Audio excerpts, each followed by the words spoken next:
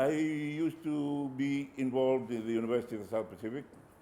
I was chairman of the advisory committee in the Lambasa Center at the time. It's now Lambasa, it was a center then. It's now a full-blown campus.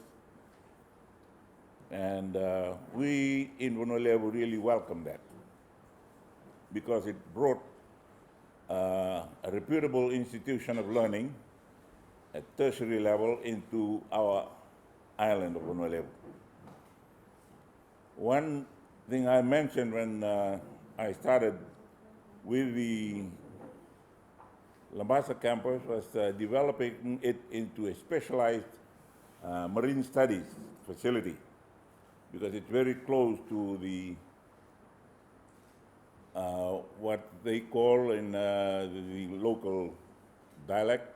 I think it also found its way into the atlas and maps as the Bainiwoliku Reef.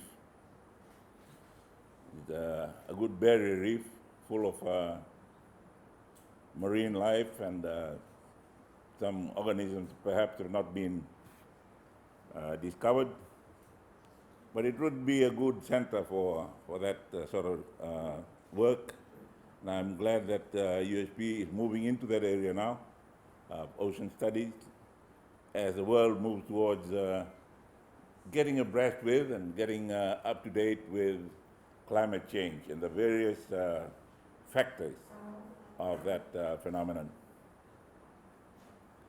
When I addressed the students and staff at USP Bilateral Campus earlier this year when Professor Paul Aluwalia was allowed to come back into Fiji, I said I'd always felt uncomfortable speaking in universities because I've never been into a university. I've never done any university studies in a university, although I got awarded a university degree for work in a defense college, defense staff college in India, which was aligned with the University of Madras, as it was called then, and they awarded a master's degree for that course. But I'm glad that I'm here because, you know, as the world tries to combat climate change and the effects of that on the world and the effect of the various phenomena that are affecting us right now, some very hostile, affecting our lines of communication from our supply sources for food.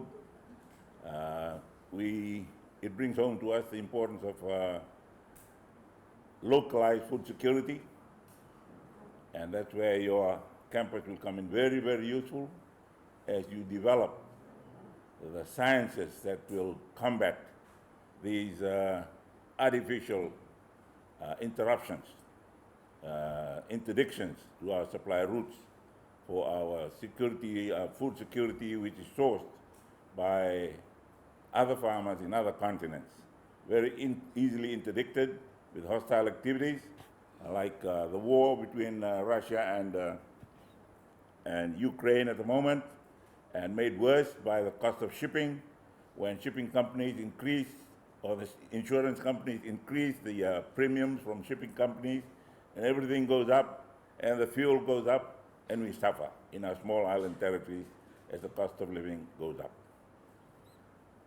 So as you study in this area of agriculture, and you look at food security, perhaps we can also be looking at reducing our reliance, our ability to reduce our reliance on the world market out there.